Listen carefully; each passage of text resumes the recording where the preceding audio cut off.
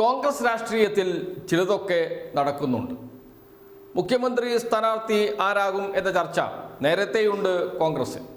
പ്രതിപക്ഷ നേതാവ് V D Satheesan അതിനുവേണ്ടി എല്ലാ ശ്രമങ്ങളും നടത്തുന്നുമുണ്ട്. അദ്ദേഹം പ്രതിപക്ഷ നേതാവാണ്, അതുകൊണ്ട് അടുത്ത മുഖ്യമന്ത്രി UDF ജയിക്കുകയാണെങ്കിൽ ഞാൻ തന്നെയായിരിക്കും എന്ന് അദ്ദേഹം പറയുന്നുമുണ്ട്. പ്രസംഗത്തിലെല്ലാം ഞാൻ എന്ന വാക്ക് ഉപയോഗിക്കുന്നുമുണ്ട്. അതോടൊപ്പം നുണകൾ വിളിച്ചു പറയുക എന്നത് പതിവ് ശീലമാക്കി മാറ്റുകയും ചെയ്തിട്ടുണ്ട്. അപ്പോഴാണ് മറ്റൊരു വാർത്ത ദില്ലിയിൽ നിന്ന് നാം കേട്ടത്. കേരളത്തിൽ കോൺഗ്രസിൻ്റെ UDFൻ്റെ പ്രചാരണ സമിതി ചെയർമാനായി രമേശ് ചെന്നിത്തലയെ നിയമിച്ചു എന്ന വാർത്ത. പ്രധാനപ്പെട്ട നേതാക്കൾ ഉൾപ്പെട്ട പ്രചാരണ സമിതി തിരുവനന്തപുരത്ത് കഴിഞ്ഞ ദിവസം യോഗം ചേർന്ന് മാധ്യമങ്ങളോട് കാര്യങ്ങൾ വിശദീകരിക്കുകയും ചെയ്തു.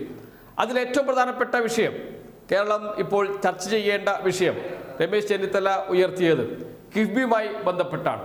കിഫ്ബി ഫണ്ട് ചെലവഴിക്കുന്നതിൽ ധൂർത്ത് നടക്കുന്നു, സർക്കാരിൻ്റെ പ്രചാരണ പ്രവർത്തനങ്ങൾക്ക് കിഫ്ബി ഫണ്ട് ഉപയോഗിക്കുന്നു, അതോടൊപ്പം തന്നെ CPMൻ്റെ സംഘടനയായി സ്ഥാപനമായി കിഫ്ബി മാറിയിരിക്കുന്നു തുടങ്ങിയ ഗുരുതരമായ ആരോപണങ്ങളാണ് രമേശ് ചെന്നിത്തല ഉന്നയിക്കുകയും ചെയ്തത്.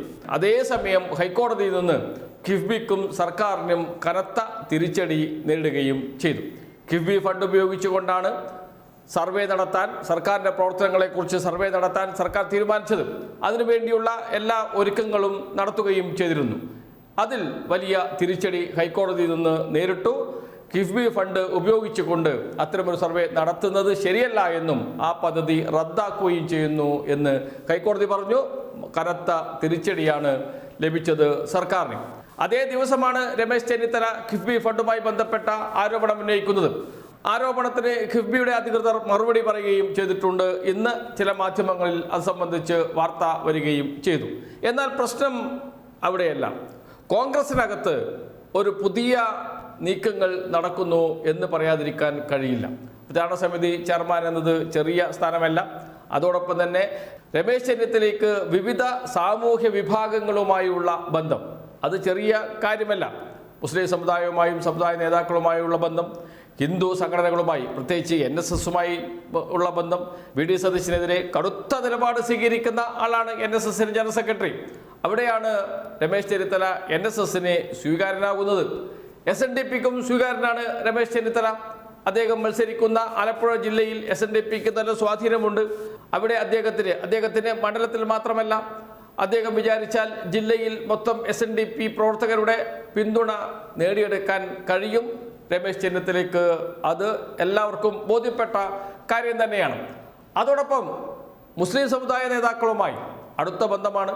മുസ്ലിം ലീഗിന് വി ഡി സതീശനാണോ രമേശ് ചെന്നിത്തലയാണോ മുഖ്യമന്ത്രി സ്ഥാനാർത്ഥി ആകേണ്ടത് എന്ന് ചോദിച്ചാൽ സ്വാഭാവികമായും രമേശ് ചെന്നിത്തലയെ പിന്തുണക്കാനാണ് സാധ്യത വളരെ വളരെ കൂടുതൽ. കാരണം മുസ്ലിം ലീഗ് നേതാക്കളുമായും അടുത്ത ബന്ധം KPCC പ്രസിഡന്റായിരിക്കുകയും നേരത്തെ ആഭ്യന്തര വകുപ്പ് മന്ത്രിയായിരിക്കുകയും ഒക്കെ ചെയ്ത സമയത്ത് എല്ലാ വിഭാഗം ജനങ്ങളുമായും എല്ലാ ഘടകകക്ഷി നേതാക്കളുമായും നല്ല ബന്ധം മുന്നോട്ട് കൊണ്ടുപോയ നേതാവാണ് രമേശ് ചെന്നിത്തല.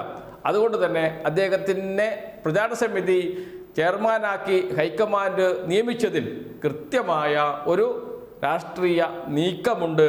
അത് കേരളത്തിൽ നാളെ UDF ജയിക്കുകയാണെങ്കിൽ പ്രധാനപ്പെട്ട സ്ഥാനത്തേക്ക്, മുഖ്യമന്ത്രി സ്ഥാനത്തേക്ക് തന്നെ പരിഗണിക്കാൻ ഇടയുള്ള ഏക നേതാവ് രമേശ് ചെന്നിത്തലയാണ് എന്ന സന്ദേശം നൽകുകയാണ് ചെയ്തത്.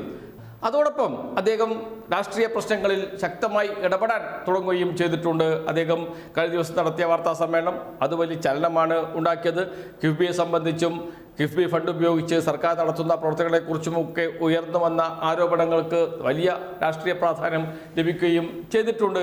അതോടൊപ്പം തന്നെ അദ്ദേഹം തൊട്ടടുത്ത ദിവസങ്ങളിൽ മാധ്യമങ്ങളെ കാണുകയും മാധ്യമങ്ങളോട് സംസാരിക്കുകയും രാഷ്ട്രീയ പ്രശ്നങ്ങളിൽ കൃത്യം നിലപാട് പറയുകയും ചെയ്യുന്നുണ്ട് എന്നതും ചെറിയ കാര്യമല്ല. അതാണ് പറഞ്ഞത്, കേരളത്തിലെ കോൺഗ്രസിൽ ചില മാറ്റങ്ങൾ നടക്കുന്നുണ്ട്. ആ മാറ്റങ്ങളെ അവഗണിച്ച് പോകാൻ കഴിയില്ല UDFനും എന്നതാണ്. ഇതിൻ്റെ സൂചനകൾ നേരത്തെ ഉണ്ടായിരുന്നു. എന്നാൽ കൃത്യം ഒരു ചുമതലയിലേക്ക് വരികയും ഹൈക്കമാൻഡ് തന്നെ ആ ചുമതല ഏൽപ്പിക്കുകയും അത് ഏറ്റെടുത്ത് വളരെ പെട്ടെന്ന് തന്നെ രാഷ്ട്രീയ കേരളത്തിൽ നിറഞ്ഞു നിൽക്കാനും രമേശ് ചെന്നിത്തലയ്ക്ക് കഴിയുന്നു എന്നതാണ് ഇപ്പോൾ കോൺഗ്രസിനകത്ത് നിന്ന് കാണുന്ന കാഴ്ച. ഏതായാലും മുഖ്യമന്ത്രി സ്ഥാനാർത്ഥി ആര് എന്ന വലിയ ചോദ്യം കോൺഗ്രസിന് മുന്നിൽ ഇപ്പോഴും നിൽക്കുന്നുണ്ട്. അതിനുള്ള ഉത്തരം UDF ജയിക്കട്ടെ എന്നാണ് കോൺഗ്രസ് നേതാക്കൾ പറയുന്നത്. അതുവരെ കാത്തിരിക്കേണ്ടി വരുമോ? അതിനു മുമ്പ് തന്നെ ആരായിരിക്കും മുഖ്യമന്ത്രി എന്ന കൃത്യം സൂചന കോൺഗ്രസ് നൽകുമോ എന്നതേ ഇനി അറിയാനുള്ളൂ.